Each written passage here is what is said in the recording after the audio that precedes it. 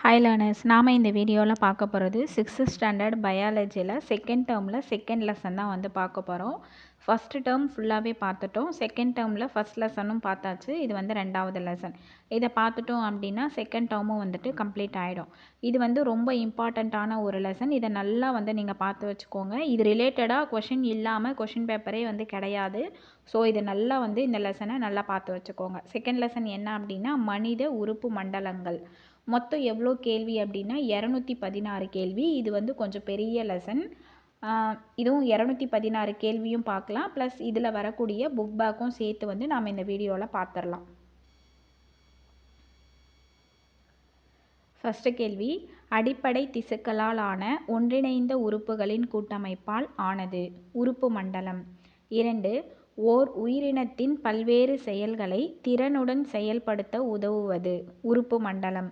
3, உறுப்புகள் ஒருங்கிணைந்து ஒரு குறிப்பிட்ட பணியை செய்வது உறுப்பு மண்டலம்.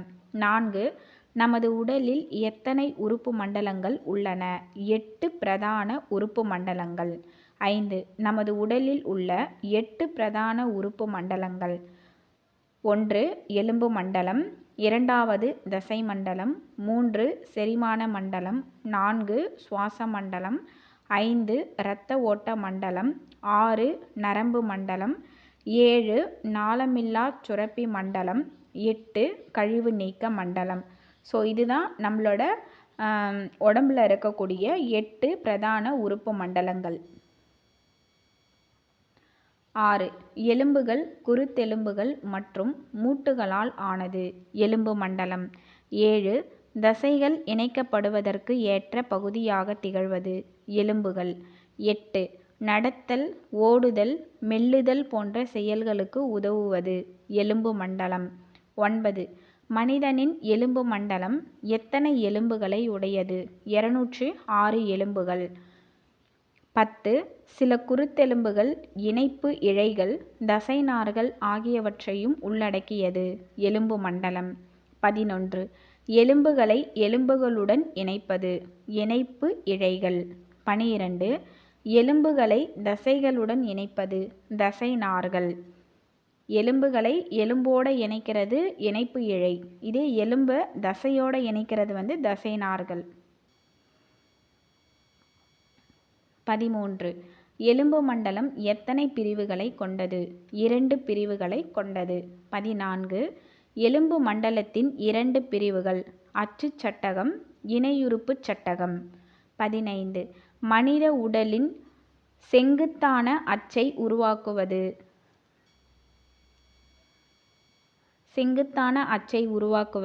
அச்சு சட்டகம். 16, மனித உடலின் செங்குத்தான அச்சு மண்டையோடு, முதுகெலும்பு தொடர், விலா எலும்புக்கூடு. 17, இணையுறுப்பு சட்டகம் எவற்றை உள்ளடக்கியது? மார்பு வளையங்கள், இடுப்பு வளையங்கள், கை கால் எலும்புகள். 18, மண்டையோட்டில் உள்ள எலும்புகள், மண்டையோட்டு எலும்புகள் மற்றும் முக எலும்புகள். 19, மண்டையோட்டு எலும்புகள் எவற்றை பாதுகாக்கின்றன? மூளை மற்றும் முகத்தின் உள்ளமைப்பை. 20, வாய்க்குழியின் அடித்தளத்தில் காணப்படும் எலும்பு ஹயாய்டு எலும்பு. 21, செவியின் சிற்றெலும்புகள் சுத்தி எலும்பு, பட்டடை எலும்பு, அங்கவடி எலும்பு. 22, மண்டையோட்டில் அடங்கும் எலும்புகள் ஹயாய்டு எலும்பு, சுத்தி எலும்பு, பட்டடை எலும்பு, அங்கவடி எலும்பு. 23, மனிதர்களின் முகத்திலேயே மிக பெரியது மற்றும் உறுதியானது கீழ்தாடை எலும்பு. 24, மண்டையோட்டின் அடிப்புறத்தில் இருந்து தொடங்குவது முதுகெலும்பு தொடர். 25, முதுகெலும்பு தொடர் எதை பாதுகாக்கிறது? தண்டுவடம்.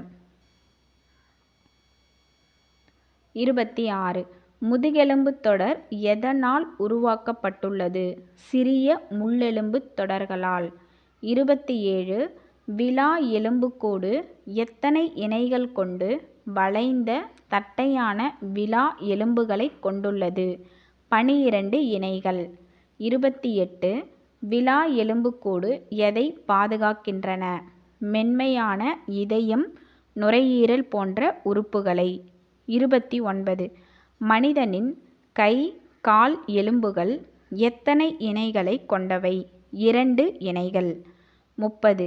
மனிதனின் கை, கால் எலும்புகளின் 2 இணைகள் முன்னங்கை மற்றும் பின்னங்கால். 31. முன்னங்கை எலும்புகள் எந்த செயல்களுக்கு உதவுகின்றன? பிடித்தல், எழுதுதல். 32. பின்னங்கால் எலும்புகள் எந்த செயல்களுக்கு உதவுகின்றன? நடப்பது, அமர்வது போன்ற செயல்களுக்கு. 33.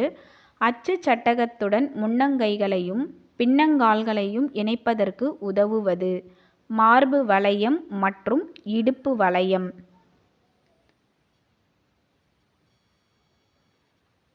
34. இது பாக்ஸில் இருக்கக்கூடிய டேட்டா. நமது உடலில் காணப்படும் எலும்புகளில் மிகச் சிறியது உள்காதில் உள்ள அங்கவடி எலும்பு. இது முக்கியமான டேட்டா. 35. அங்கவடி எலும்பின் நீளம் 2.8 மில்லிமீட்டர். 36. நமது உடலில் நீளமான எலும்பு தொடை எலும்பு. 37. குழந்தைகள் பிறக்கும் பொழுது எத்தனை எலும்புகளுடன் பிறக்கின்றனர்? 300க்கும் அதிகமான எலும்புகளுடன். ஸோ குழந்தை பிறக்குது அப்படின்னா அப்போ 300க்கும் மேலே எலும்பு இருக்கும். வளர வளர தான் மனிதருக்குள்ளே இருக்க எலும்புகள் 206 ஆகும். ஸோ எலும்புகளில் ரொம்ப சிறியது அப்படின்னு கேட்டாங்க அப்படின்னா அங்கவடி எலும்பு. எலும்புகளில் பெரியது அப்படின்னு கேட்டாங்கன்னா அதை நீளமானது அப்படின்னு கேட்டாங்கன்னா அது தொடை எலும்பு. 38.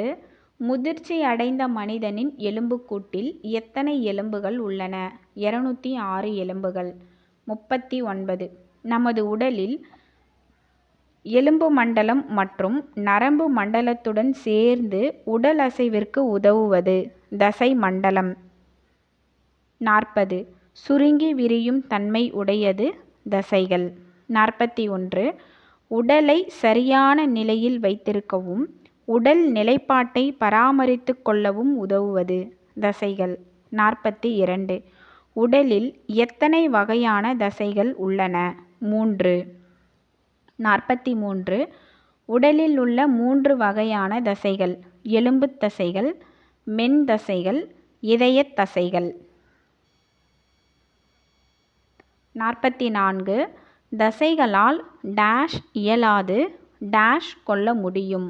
தள்ள இயலாது. தசைகளால் தள்ள இயலாது, ஆனால் இழுத்து கொள்ள மட்டுமே முடியும். 45.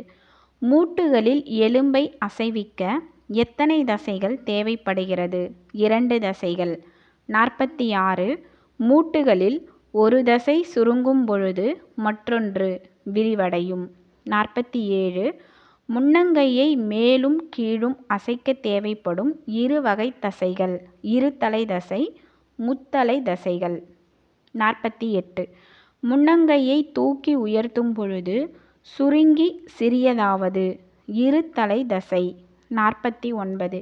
கையை மேலே உயர்த்த உதவுவது முத்தலை தசைகள். 50.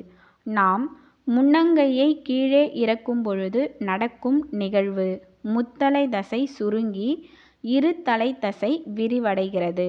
51. நமது உடலில் உள்ள எலும்புகளுடன் இணைந்து செயல்படக்கூடியவை எலும்புத் தசைகள். 52. நமது விருப்பத்திற்கு ஏற்ப எலும்பு தசைகள் செயல்படுவதால் இவற்றை இயக்கு தசைகள் என்று கூறுகிறோம். 53. எலும்பு தசைகளுக்கு எடுத்துக்காட்டு கைகளில் உள்ள தசைகள். 54. முழங்கையினை மடக்குதலுக்கு பயன்படும் தசை இருதலை தசை. 55. முழங்கையினை நீட்ட பயன்படும் தசை முத்தலை தசை.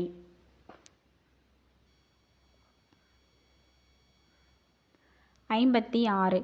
உணவுக்குழல், சிறுநீர்ப்பை, தமனிகள் மற்றும் பிற உள்ளுறுப்புகளின் சுவர்களில் காணப்படுவது மென் தசைகள்.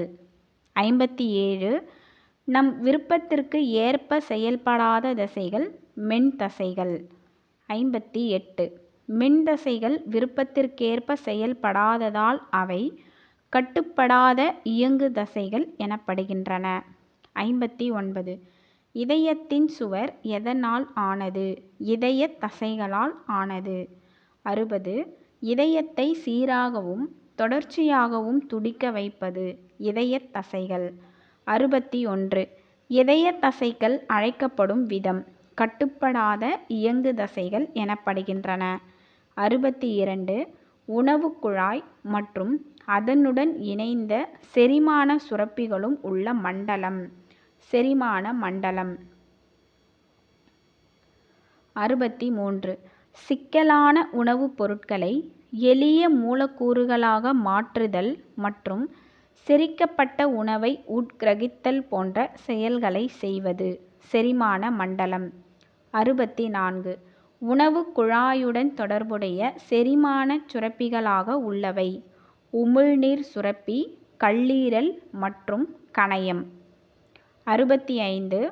செரிமான பாதையில் உணவு செரிமானம் நடைபெறுவதற்கு உதவியாக செரிமான நொதிகளை சுரப்பது உமிழ்நீர் சுரப்பி, கல்லீரல் மற்றும் கணையம். 66. உணவு குழாயின் நீளம் 9 மீட்டர் நீளமுடைய நீண்ட குழல். 67. செரிமானத்தின் பிரதான உறுப்பாக இருப்பது இரைப்பை. 68. சிறுகுடலில் நடைபெறுவது உட்கிரகித்தல். 69. உணவு பாதையின் பாகங்கள் வாய், வாய்க்குழி, தொண்டை, உணவுக்குழல், இரைப்பை, சிறுகுடல், பெருங்குடல், மலவாய். இது எல்லாமே உணவு பாதையோட பாகங்கள். 70. செரிமான சுரப்பிகள் உமிழ்நீர் சுரப்பிகள், இரைப்பை சுரப்பிகள், கல்லீரல், கணையம், குடல் சுரப்பிகள். இது எல்லாமே செரிமான சுரப்பிகள். 71. வாயினுள் உணவு நுழைந்தவுடன் எதன் உதவியுடன் செரிமானம் துவங்குகிறது? பற்கள், நாக்கு மற்றும் உமிழ்நீர். 72. உலர்ந்த உணவை ஈரப்பதம் உடையதாக மாற்றி விழுங்க ஏதுவாக மாறுவது உமிழ்நீர். 73. உமிழ்நீரில் உள்ள ஸ்டார்ச்சினை சிதைக்கக்கூடிய நொதி அமைலேஸ். 74. பாக்டீரியாக்களை கொன்று கரைக்கக்கூடிய காரணிகள் எதில் உள்ளன? உமிழ்நீரில். 75. உணவை சேமித்து வைக்கும் மற்றும் செரிக்கும் இடமாக இருப்பது இரைப்பை. 76. இரைப்பை நீர் எதனை கொண்டுள்ளது? கோழை நொதிகள் மற்றும் ஹைட்ரோகுளோரிக் அமிலம். 77. இரத்தத்தில் உள்ள உணவுச்சத்து பொருள்கள் சிறுகுடலில் இருந்து எதன் வழியாக செல்கின்றன? கல்லீரல் வழியாக. 78. கல்லீரலில் மாவு பொருள்களானது எவ்வாறு மாற்றப்படுகிறது? குளுக்கோஸ் மற்றும் கிளைகோஜன். 79. பித்த நீர் எங்கு உற்பத்தியாகிறது?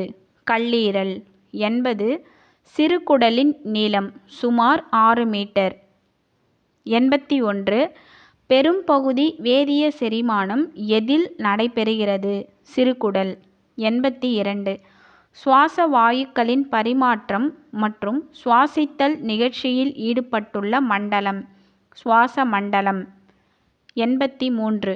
நாசித்துளை, நாசிக்குழி, தொண்டை, குரல்வளை, மூச்சுக்குழல், கிளை மூச்சுக்குழல் மற்றும் நுரையீரல்கள் எங்கு அடங்கும்? சுவாச மண்டலம். 84. எதன் மூலம் தூய்மையான காற்றானது உள்ளிழுக்கப்பட்டு வெளியிடப்படுகின்றது? சுவாச மண்டலம். 85. நுரையீரலில் காற்றுக்கும் இரத்தத்திற்கும் இடையே நடைபெறுவது ஆக்சிஜன் மற்றும் கார்பன் டை ஆக்சைடு பரிமாற்றம். 86. சுவாச பாதைக்குள் உணவு செல்வதை தடுப்பது குரல் வளைமூடி எபிகிளாட்டிஸ். 87. சுவாச உறுப்புகளில் முக்கியமானது நுரையீரல். 88. நுரையீரல் எங்கு அமைந்துள்ளது? மார்பறையினுள். 89. நுரையீரல்கள் பொதுவாக எவ்வாறு அழைக்கப்படும்? காற்றுக் குழாய்.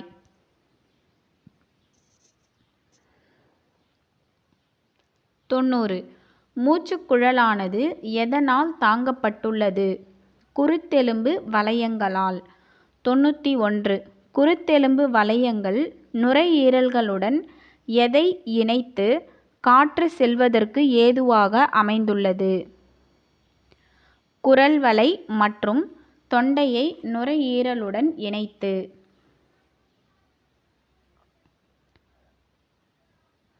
92. மூச்சுக்குழல் மார்பறையினுள் நுழைந்தவுடன் எத்தனை பிரிவுகளாக பிரிகிறது? 2. 93. மூச்சுக்குழல் வழியாக காற்றானது வலது இடது நுரையீரலுக்குள் நுழைந்து பல நுண்குழல்களாக பிரிந்து முடிவில் டேஷ் திறக்கின்றன. நுண்காற்றுப் பைகளில் திறக்கின்றன. 94. நுண்காற்றுப் பைகள் வேறு எவ்வாறு அழைக்கப்படுகின்றன? ஆல்வியோல். 95. நுரையீரலை சுற்றி இரு அடுக்குகளை கொண்ட பாதுகாப்பு படலத்தின் பெயர்? ப்ளூரா. 96.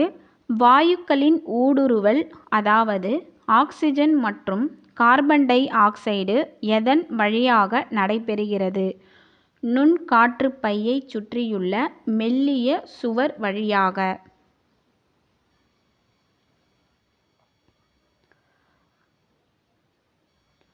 97. உள்ளே நுழையும் காற்றுக்கு வெப்பத்தை கடத்தல், அதன் வெப்ப அளவை உடலின் வெப்ப அளவிற்கு உகந்ததாக மாற்றுவதுடன் ஈரப்பதத்தையும் அளிப்பது. நாசிக் குழிகள். 98. எங்கு சுவாச வாயு பரிமாற்றம் நடைபெறுகிறது? நுரையீரல். 99. நாம் சுவாசிக்கும் போது காற்று எங்கே செல்கிறது? நாசித்துவாரங்கள், நாசிக்குழி, தொண்டை, லாரிங்ஸ், மூச்சுக்குழல், முதல்நிலை கிளை மூச்சுக்குழல், நுண்குழல் கிளை மூச்சு, ஆல்வியோலஸ். ஸோ இந்த மாதிரி தான் காற்று நம்ம உடலுக்குள்ளே செல்லுது. 100. சுவாச மண்டலத்தின் மூலம் நடைபெறும் வாயுக்களின் பரிமாற்றம் எத்தனை வேறுபட்ட செயல் நிலைகளை கொண்டது? 3 வேறுபட்ட செயல் நிலைகள். 101. சுவாச மண்டலத்தின் மூலம் நடைபெறும் வாயு பரிமாற்றத்தின் 3 வேறுபட்ட செயல் நிலைகள்: வெளிச்சுவாசம், உட்சுவாசம், செல் சுவாசம். 102. நாசித்துவாரங்களின் வழியாக காற்றில் உள்ள ஆக்சிஜன் உள்ளிழுக்கப்பட்டு நுரையீரல்களில் உள்ள கார்பன் டை ஆக்சைடு வெளிவிடப்படுவது வெளிச்சுவாசம். 103. இரத்த ஓட்ட மண்டலம் வழியாக ஆக்சிஜன் உடல் முழுவதும் அளிக்கப்பட்டு அங்குள்ள கார்பன் டை ஆக்சைடு எடுத்துச் செல்லப்படுவது உட்சுவாசம். 104. இரத்த சிவப்பணுக்களில் உள்ள டேஷ் ஆல் ஆக்சிஜன் மற்றும் கார்பன் டை ஆக்சைடு கடத்தப்படுகிறது? ஹீமோகுளோபின். 105. செல்கள் வழியாக ஆக்சிஜனை எடுத்துக்கொண்டு கார்பன் டை ஆக்சைடை வெளியிடும் நிகழ்வு செல் சுவாசம். 106. இது பாக்ஸில் இருக்கக்கூடிய டேட்டா. கரியமில வாயு என்பது கார்பன் டை ஆக்சைடு. 107. மனிதனின் ஒவ்வொரு நுரையீரலும் ஏறக்குறைய எத்தனை நுண்காற்றுப் பைகள் உள்ளன? 300 மில்லியன். 108. எதன் மூலம் நாம் அதிக அளவு ஆக்சிஜனை உள்வாங்கி அதிக அளவு கார்பன் டை ஆக்சைடு வெளியிடுகிறோம்? கொட்டாவி விடுதல் மூலம். 109. நமது இரத்த ஓட்ட மண்டலம் உள்ளடக்கியது: இதயம், இரத்தக் குழாய்கள், இரத்தம். 110.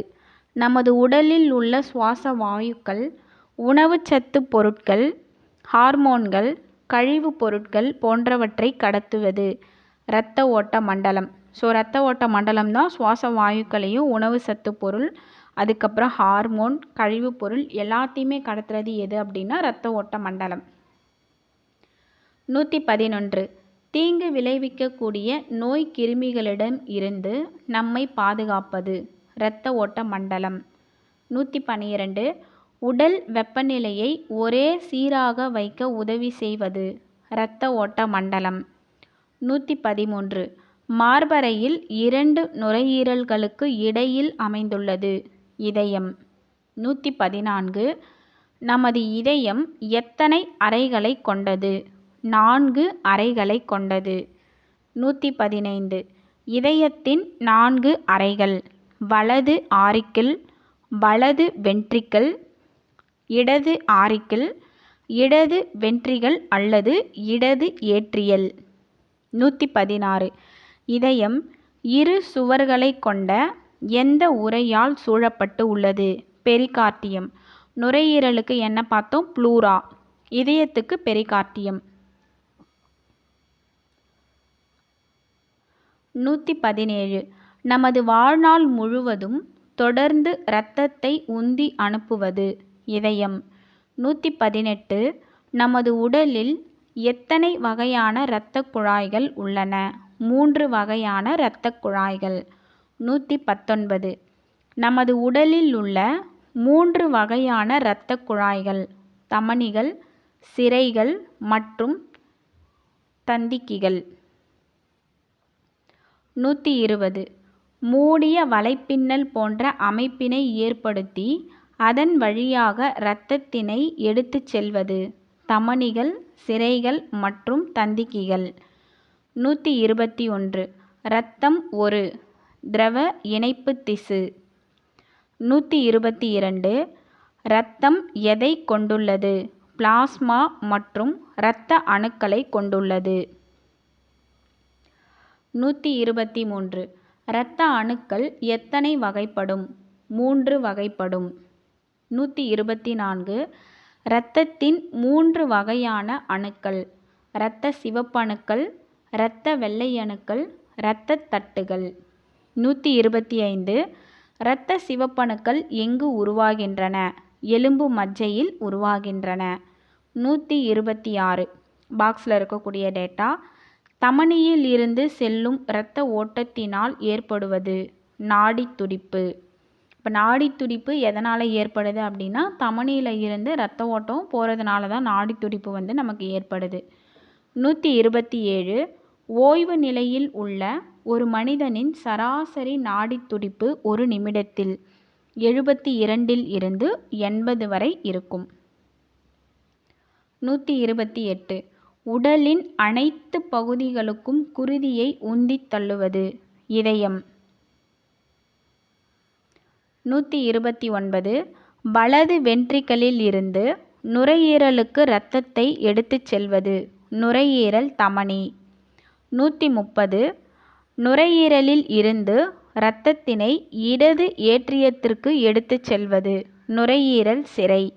131 மிகவும் குறுகலான நாளங்கள் குருதி நுண் நாளங்கள். 132 தமனியின் அனைத்து முனைகளை சிரைகளோடு இணைப்பவை குருதி நுண் நாளங்கள். 133 உணவுப் பொருட்களை மற்ற உறுப்புகளுக்கு அளித்து அங்கிருந்து கழிவுப் பொருள்களை ஏற்றுக்கொண்டு கடத்துவது குருதி நுண் நாளங்கள். 134 வெளிர் சிவப்பு நிறத்தில் காணப்படுவது தமனிகள். 135 இதயத்திலிருந்து உடலின் அனைத்து பகுதிகளுக்கும் குருதியை எடுத்துச் செல்வது தமனிகள். 136 எந்த தமனியை தவிர மற்ற அனைத்து தமனிகளும் சுத்த இரத்தத்தினை கடத்துகின்றன? நுரையீரல் தமனி. ஸோ நுரையீரல் தமனியை தவிர்த்து ரிமைனிங் இருக்க எல்லாமே சுத்த இரத்தத்தினை கடத்தும். 137 கருஞ்சிவப்பு நிறத்தில் காணப்படுவது சிரைகள். ஸோ வெளிர்சிவப்பு அப்படின்னா அது தமனிகள், கருஞ்சிவப்பு அப்படின்னா அது சிரைகள். 138 உடலின் பிற பகுதிகளில் இருந்து இதயத்திற்கு இரத்தத்தை கொண்டு வருவது சிரைகள். 139. எந்த சிரைகளை தவிர மற்ற அனைத்து சிரைகளும் அசுத்த இரத்தத்தினை கடத்துகின்றன? நுரையீரல் சிரைகள். 140. இரத்த தானம் செய்வதற்கான வயது 18 வயது. 141. மனிதனுக்கு நன்கு வளர்ச்சியடைந்த டேஷ் அமையப்பட்டுள்ளது. நரம்பு மண்டலம். 142. நரம்பு மண்டலம் எதனால் ஆனது? நியூரான்கள் அல்லது செல்களால் ஆனது. 143. நரம்பு மண்டலத்தில் காணப்படுபவை மூளை, தண்டுவடம், உணர்ச்சி உறுப்புகள் மற்றும் நரம்புகள். 144. நரம்பு மண்டலமும் நாளமில்லா சுரப்பி மண்டலமும் இணைந்து மேற்கொள்ளும் பணிகள் கடத்துதல் மற்றும் ஒருங்கிணைப்பு ஆகிய இரு முக்கிய பணிகளை மேற்கொள்கின்றன. 145. மத்திய நரம்பு மண்டலத்தின் ஒரு பகுதி மூளை. 146. உடல் முழுவதும் நடைபெறும் அனைத்து செயல்களையும் கட்டுப்படுத்தி ஒழுங்குபடுத்துவது மூளை. 147. நினைவாற்றல் மற்றும் ஞாபக சக்தி ஆகியவற்றின் உறைவிடமாக அமைவது மூளை. 148.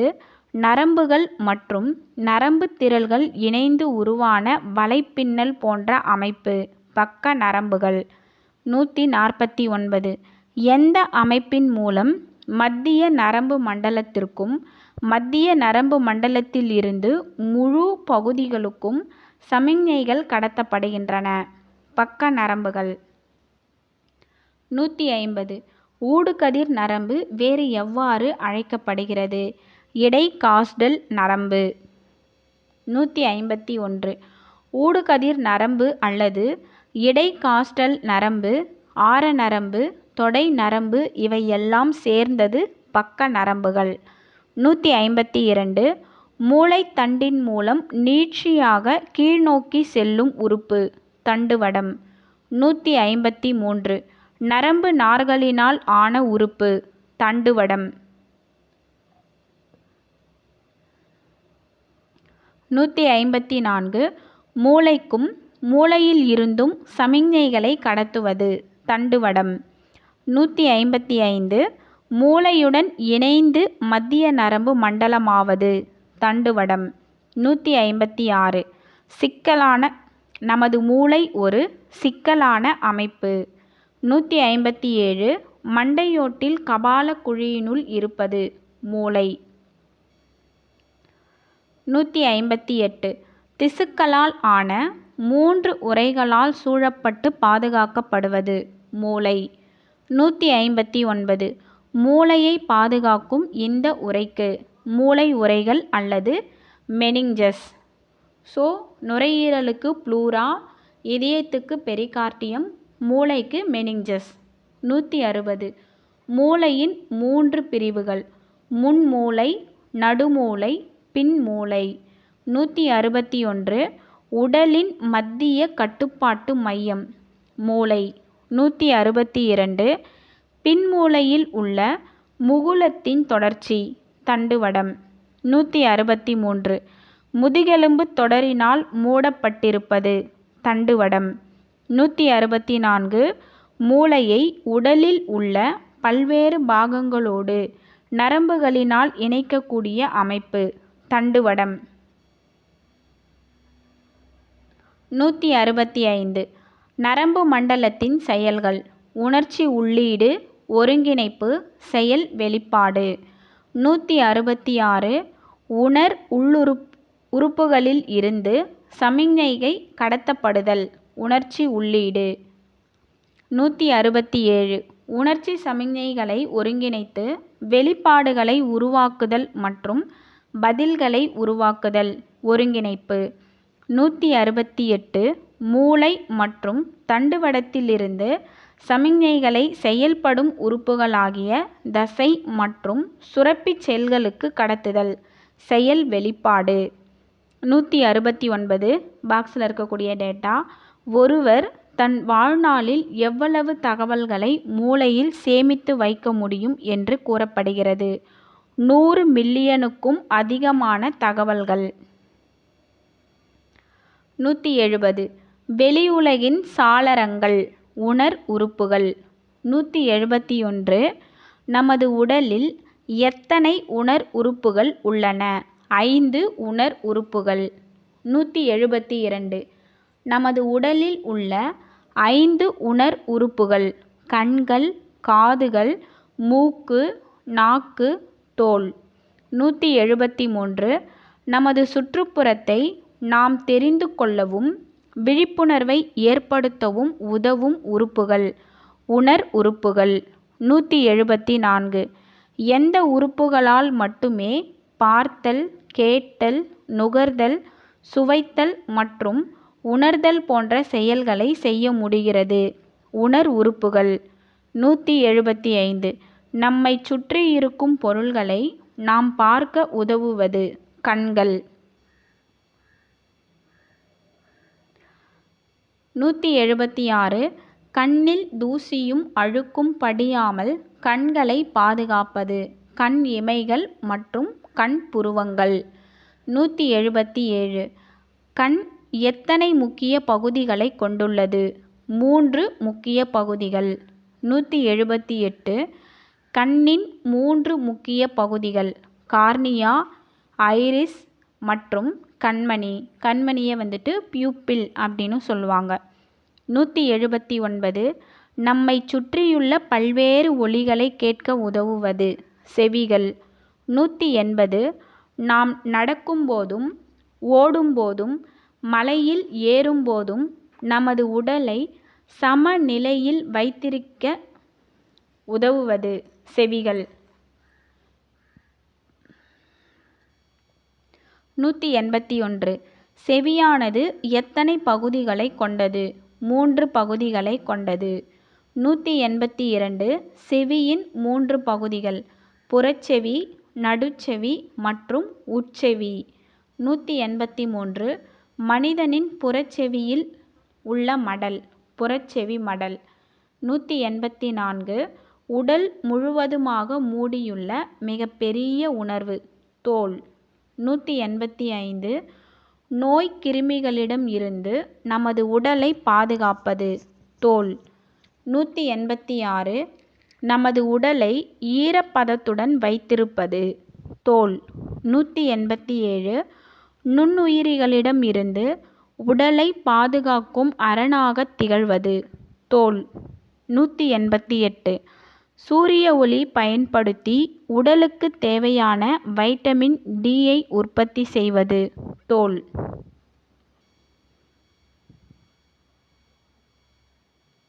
189 நாளமில்லா சுரப்பிகள் உற்பத்தி செய்யும் வேதிப்பொருள்கள் ஹார்மோன்கள். 190 இதுவும் பாக்ஸில் இருக்கக்கூடிய டேட்டா. மூளையின் அடிப்பகுதியில் உள்ள நாளமில்லா சுரப்பி பிட்யூட்டரி சுரப்பி. 191 மூளையின் அடிப்பகுதியில் உள்ள மற்றுமொரு நாளமில்லா சுரப்பி பீனியல் சுரப்பி. ஸோ அப்போ மூளையின் அடிப்பகுதியில் 2 இருக்குது. ஒன்று பிட்யூட்டரி சுரப்பி, இன்னொன்று பீனியல் சுரப்பி. இதை பற்றி நம்ம டீட்டெயிலாக நெக்ஸ்ட் கிளாஸ் வீடியோவில் பார்ப்போம். 192 தைராய்டு சுரப்பி எங்கு அமைந்துள்ளது? கழுத்து. 193 மார்புக்கூட்டில் உள்ள நாளமில்லா சுரப்பி தைமஸ் சுரப்பி. 194 வயிற்றின் அடிப்பகுதியில் உள்ள நாளமில்லா சுரப்பி கணையம்.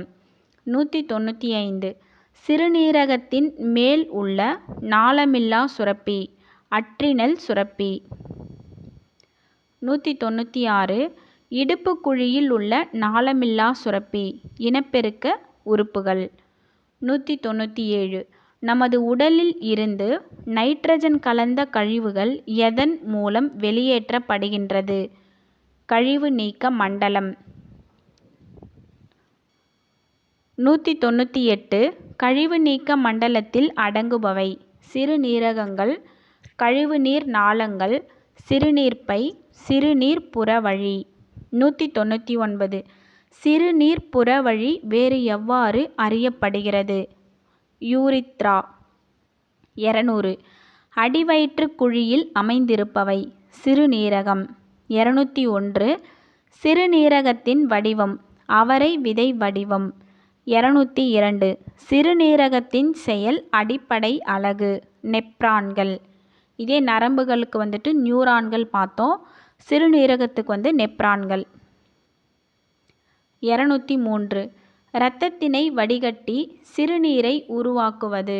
சிறுநீரகம். 204. பாக்ஸில் இருக்கக்கூடிய டேட்டா. உடலில் எத்தனை சதவிகிதம் நீர் உள்ளது? 70%. 205. நமது உடம்பில் எங்கு அதிகளவு நீர் உள்ளது? நமது மூளையில் உள்ள சாம்பல் நிற பகுதியில். 206. நமது மூளையில் உள்ள சாம்பல் நிற பகுதியில் எத்தனை சதவீதம் நீர் உள்ளது? 85%. 207. கொழுப்பு செல்களில் காணப்படும் நீரின் அளவு. 15%. 208. நாம் உணவின் மூலமாகவும் பருகும் நீர் மூலமாகவும் ஒரு நாளைக்கு அருந்தும் நீரின் அளவு. 1.5 முதல் 3.5 லிட்டர் வரை. 209. ஆக்சிஜன் மற்றும் யூரியா உள்ள இரத்தத்தினை சிறுநீரகங்களுக்கு கொண்டு செல்வது. சிறுநீரக தமனி. 210. வடிகட்டப்பட்ட இரத்தத்தினை சிறுநீரகத்தில் இருந்து கீழ்ப்பெருஞ்சிரைக்கு கொண்டு செல்வது. சிறுநீரகச் சிரை. 211. பின்பக்க விலா எலும்புகளினுள் அமைய பெற்றுள்ளது. சிறுநீரகங்கள். 212. உடல் திரவத்தின் வேதிய கூட்டமைவினை ஒழுங்குபடுத்துவது. சிறுநீரகங்கள். 213.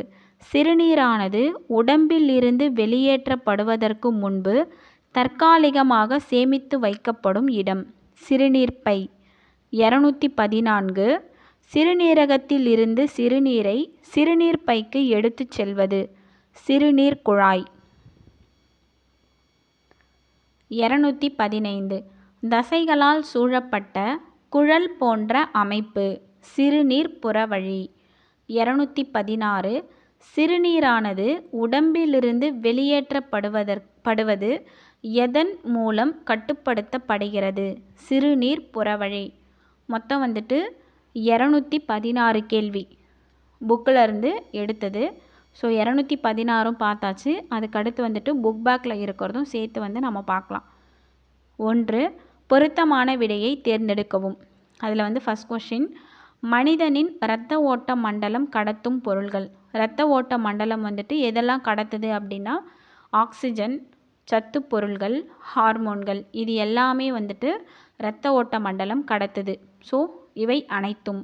2. மனிதனின் முதன்மையான சுவாச உறுப்பு. முதன்மையான சுவாச உறுப்பு நுரையீரல்கள். 3.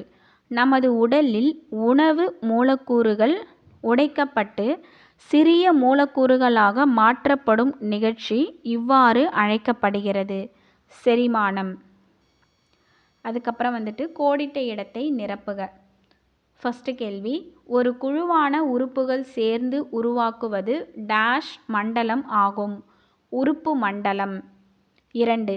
மனித மூளையை பாதுகாக்கும் எலும்பு சட்டகத்தின் பெயர் டேஷ் ஆகும். மண்டையோடு. 3. மனித உடலிலுள்ள கழிவுப் பொருட்களை வெளியேற்றும் முறைக்கு டேஷ் என்று பெயர். கழிவு நீக்கம். 4. மனித உடலிலுள்ள மிகப்பெரிய உணர் உறுப்பு தோல் ஆகும். 5. நாளமில்லா சுரப்பிகளால் சுரக்கப்படுகின்ற வேதிப்பொருள்களுக்கு டேஷ் என்று பெயர். ஹார்மோன்கள் என்று பெயர். அடுத்து சரியா தவறா? ஃபஸ்ட்டு கேள்வி, இரத்தம் எலும்புகளில் உருவாகிறது. இது தவறு. இரத்தம் எலும்பு மஜ்ஜையில் தான் உருவாகுது. ஸோ எலும்பு மஜ்ஜையிலையும் உருவாகிறது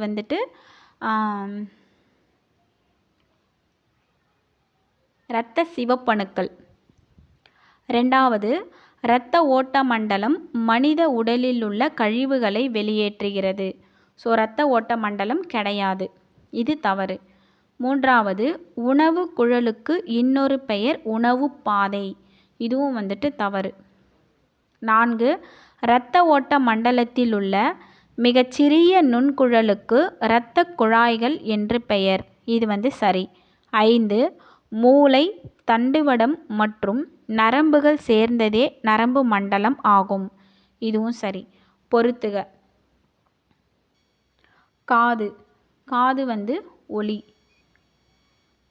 எலும்பு மண்டலம் உள்ளுறுப்புகளை பாதுகாக்கிறது. உதரவிதானம். உதரவிதானம் தட்டையான தசை. இதயம். இதயம் இதயத்தசை. நுரையீரல்கள், நுண்காற்றுப்பைகள். எத்தனை நுண்காற்றுப்பைகள் பார்த்தோம்? 300 மில்லியன் நுண்காற்றுப்பைகள். ஸோ 3, 5, 2, 1, 4. அதுக்கப்புறம் ஒப்புமை தருக. தமனிகள் இரத்தத்தை இதயத்திலிருந்து எடுத்துச் செல்பவை. சிரைகள் இரத்தத்தை இதயத்திற்கு கொண்டு வருபவை. தமனி இதயத்திலிருந்து இரத்தத்தை மற்ற தசைகளுக்கு, மற்ற செல்களுக்கு கடத்தும். மற்ற இடத்துலேருந்து அசுத்த ரத்தத்தை எங்கே எடுத்துகிட்டு வரோம்? எது எடுத்துகிட்டு வரோம் அப்படின்னா சிரைகள் எடுத்து வரோம். எடுத்துகிட்டு வந்ததுக்கப்புறம் மறுபடியும் இதயத்தில் சுத்தம் செய்யப்பட்டு அந்த இரத்தத்தை தமனிகள் எடுத்துகிட்டு போகும். 2 நுரையீரல், சுவாச மண்டலம். அப்போ இரத்த ஓட்ட மண்டலம் இதயம். 3 நொதிகள், செரிமான சுரப்பிகள். இப்போ நாளமில்லா சுரப்பிகள் ஹார்மோன்கள். ஸோ நாளமில்லா சுரப்பிகள் எதை சுரக்குது அப்படின்னா ஹார்மோன்களை சுரக்கும். செரிமான சுரப்பிகள் எதை சுரக்கும் அப்படின்னா நொதிகளை சுரக்கும். ஸோ இந்த லெசனில் வரக்கூடிய புக் பேக்கும் சேர்த்து பார்த்துட்டோம். ஸோ லெசன்லேருந்து எடுத்த லைன் பை லைன் கொஷின், அதுக்கான ஆன்சரையும் மொத்தமாக நம்ம சேர்த்து பார்த்துட்டோம். ஸோ இது ரொம்ப முக்கியமான லெசன். இதை பார்த்து வச்சுக்கோங்க. அடுத்த வர கிளாஸில், அதாவது 6th, அதுக்கப்புறம் 7th, 8th அந்த மாதிரி வரதில் இன்னும் 10th, 12th அந்த மாதிரி வரப்போ இதோட இன்னும் டீட்டெயில்டாக இருக்கும். இந்த பிட்யூட்ரி சுரப்பி, பீனியல் சுரப்பி, அதை பற்றியெல்லாம் ரொம்ப எலாபரேட்டாக கொடுத்து வச்சுருப்பாங்க. ஸோ அந்த லெசன் வரப்போ நம்ம அந்த வீடியோவில் பார்க்கலாம். தேங்க்ஸ் ஃபார் வாட்சிங்.